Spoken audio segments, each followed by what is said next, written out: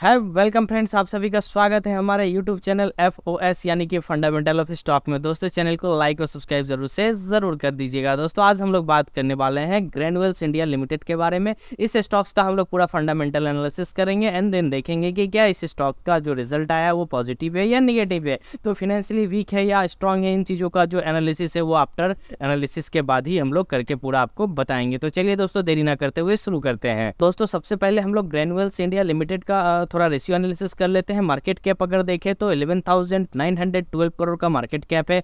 Current price 491 है। High इसने लगाया है 507 का, लो लगाया है 288 का। स्टॉक पी दोस्तों 29.4 का है। बुक वैल्यू 133 का है। डिविडेंड यील्ड जो है 0.31% का कंपनी डिविडेंड देती है। ROCE 15.3% का है। ROE 13.4% का है। फेस वैल्यू 1 है। ऑलरेडी स्प्लिट स्टॉक हो चुका है। प्रोमोटर होल्डिंग दोस्तों 42% का है, जो कि बहुत ही कम है, तो हम लोग इसको नेगेटिव कंसीडर कर सकते हैं। प्लेस का अगर बात करें तो प्लेस दोस्तों 4.03% का प्लेस है। ये जो कंपनी को निगेटिविटी की तरफ लेके जाता है। डेप्ट का बात करें दोस्तों तो 1315 करोड़ का डेप्ट है। ऑलमोस्ट कंपनी जो है डेप्ट फ्री है। EPS 16.7 का है। इंडस्ट्री पी जो है आपका 34.4 का है। पेग रेशियो 2.59 का है, ये भी दोस्तों नेगेटिव है। तो पेट्रोस्की के हिसाब से जो स्कोर है वो आपका 3 का है। तो दोस्तों चलिए आगे बढ़ते हैं और इसका क्वार्टरली रिजल्ट को भी देख लेते हैं। तो दोस्तों अभी हम लोग ग्रैन्युअल्स इंडिया लिमिटेड के क्वार्टरली रिजल्ट के सेक्शन पे आ चुके हैं। यहाँ अगर सेल्स का बात करें तो अभी जो करंट सेल्स आया था वो था 1176 का, और पिछले क्वार्टर में जो था वो था 1196 करोड़ का। तो दोस्तों हम लोग बोल सकते हैं कि एवरेज जो सेल्स का फिगर आया हुआ लगभग अप्रोक्स सेम आया है। एक्सपेंस अगर देखें तो पिछले क्वार्टर में था आपका 967 करोड़ का एक्सपेंस था, इस साल है 920 करोड़ का। तो दोस्तों एक्सपेंस में भी देख सकते हैं कि थोड़ा सा कटौती हुआ है, बट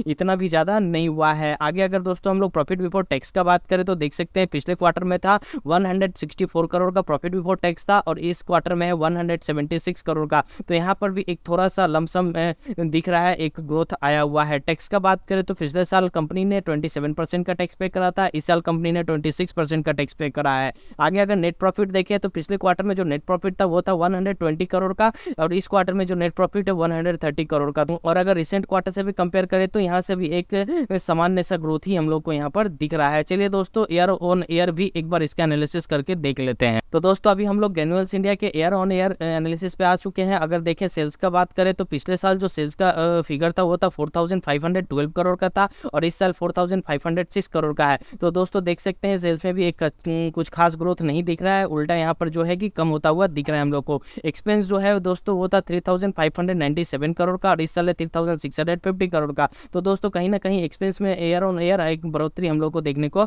मिल रहा है। प्रॉफिट बिफोर टैक्स देखें तो पिछले साल था 687 करोड़ का प्रॉफिट बिफोर टैक्स था, इस साल है 547 करोड़ का। तो प्रॉफिट बिफोर टैक्स में भी दोस्तों एक गिरावट देखने को मिल रहा है। नेट प्रॉफिट अगर देखिए ईयर ऑन ईयर तो पिछले साल था नेट प्रॉफिट 517 करोड़ का, और इस साल है 405 करोड़ का। तो दोस्तों ईयर ऑन ईयर बेसिस पे अगर देखें तो यहाँ पर देख सकते हैं कि जो नेट प्रॉफिट है उसमें एक नुकसान होता हुआ हम लोग को दिख रहा है। पिछले साल से लगभग 100 करोड़ का नुकसान यहाँ पर दिख रहा है। चलिए दोस्तों इसका आगे हम लोग और भी एनालिसिस करके देख लेते हैं।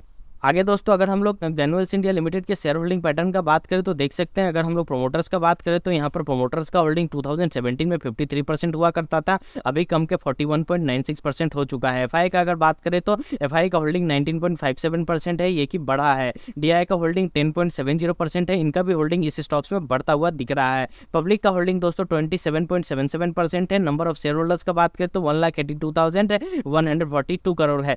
तो दोस्तों जैसा कि ओवरऑल अगर हम लोग बात करें तो अभी फाइनेंशियल 2024 का जो डाटा आया है उसके हिसाब से जो फाइनेंशियल रिजल्ट है वो थोड़ा वीक दिख रहा है, हम लोगों को कमजोर है। तो हो सकता है इसका जो इफेक्ट हम लोग स्टॉक पर भी देखने को मिलेगा। तो दोस्तों ये था fundamental analysis of Granules India limited. तो दोस्तों इस वीडियो अगर अच्छा लगे तो वीडियो को लाइक और सब्सक्राइब जरूर से जरूर कर दिएगा। मिलते हैं दूसरे स्टॉक में। नमस्ते, जय हिंद, जय भारत।